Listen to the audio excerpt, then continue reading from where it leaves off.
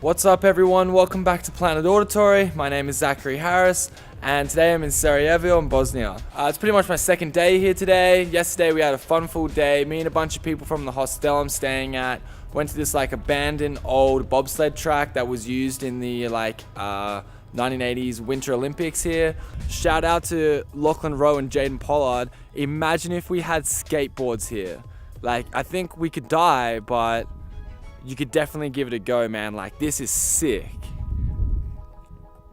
Really awesome, really cool drive up there. Awesome place to walk around. A beautiful site as well. It's really, really nice. I definitely recommend it. And then after that, I did a free walking tour, link in the description below. And basically it was all about what happened during the war in the 90s and took you to all these awesome places. It was really informative, really sad, but also a really, really cool experience and a really good way to get an understanding. I haven't explored the whole city yet. I've only really done the tour, so I'm gonna go out and explore, check it out.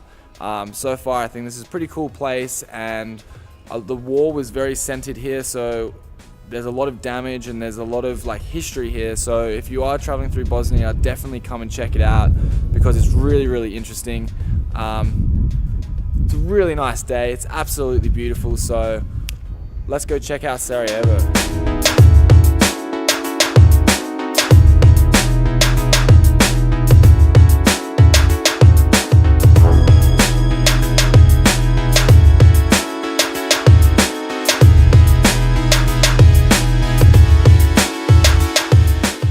Sort of wandered off the touristy path to try and get to this fortress on top of a hill. No idea how to get there.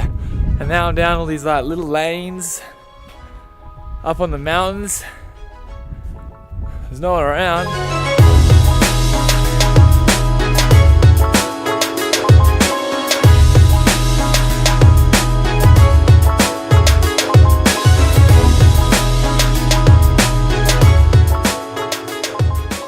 Behind me just over here is basically the old post office that was quite heavily bombed during the war. Why? Basically the Serbians wanted to cut off any communication that Sarajevo had to the outside world and to the rest of Bosnia. If you don't know how the war was actually started, basically in the early 90s, Yugoslavia began to break up and a lot of countries started seeking independence, such as Slovenia, Croatia, Montenegro, and then Bosnia decided to also declare to go for independence. And what you have is a big mixture of Serbs, Bosniaks and Croats that all lived in Bosnia. So they did vote and they voted to become independent. But then what you have is you had some Serbians that wanted to stay part of Yugoslavia, so they started to rebel against and they said, nope, this is not happening. Then, backed by the guy who's running Serbia, they then want to basically take more territory. They say, okay, if you're becoming independent, we want to take this part. And that part was Sarajevo, or part of it was Sarajevo. So the idea was to basically starve the city. So they moved in on all of the mountains on top and began fire. I think it was April 1992. And they just started shelling the city, and war broke out. So they obviously went for this to try and stop them and make them surrender. Sorry guys, that was quite rushed. I hope that sort of made sense. But basically I didn't realize I was standing outside the front of an embassy and the police started coming towards me and they told me I'm not really allowed to film in this area. So I had to rush that a bit and leave the area. So anyway, let's keep checking out Sarajevo.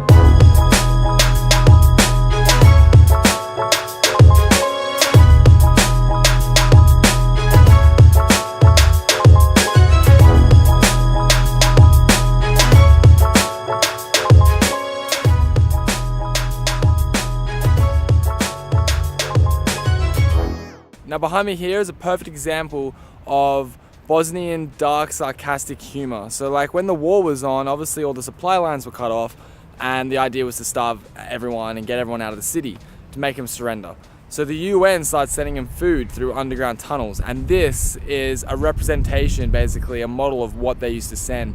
They used to send small cans of canned beef, which obviously the Bosnians appreciated, but it tasted absolutely terrible, and so they thought it'd be funny, and artists thought it'd be funny to make a monument in honor of the food. And to make it even funnier is that the UN like Parliament House is right behind it, which was built afterwards, after this was placed here, which is the best slap in the face ever. I don't really know how to describe it, but this place has a vibe. Despite the hard times, despite the war, despite the low wages, like everyone here is really nice, really friendly, much more friendly than other countries I've been to. You're able to just talk to anyone you want.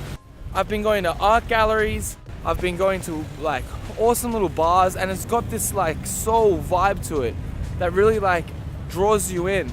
Vibes, man. This place got vibes.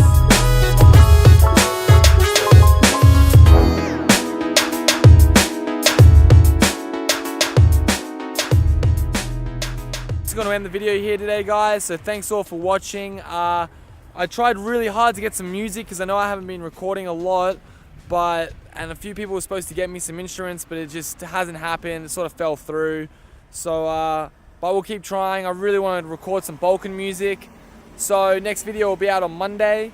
I was going to hitchhike to Serbia and do the whole of Serbia, but everyone keeps telling me about how amazing Albania is, and it's really cheap, and it's by the coast, and it's not as touristy as Croatia. So I'm gonna go check it out. So I'm changing my route. I'm gonna head towards Albania. So tomorrow I'm going to leave Sarajevo and head towards Montenegro. So anyway, if you're new to the channel, hit the subscribe button, leave a comment below, like the Facebook, check out the Instagram, tweet me at Planet Auditory, and thank you all for watching. See you all on Monday as we start another hitchhiking journey through the middle of nowhere in Bosnia. It's gonna be great. Love you guys. Peace out.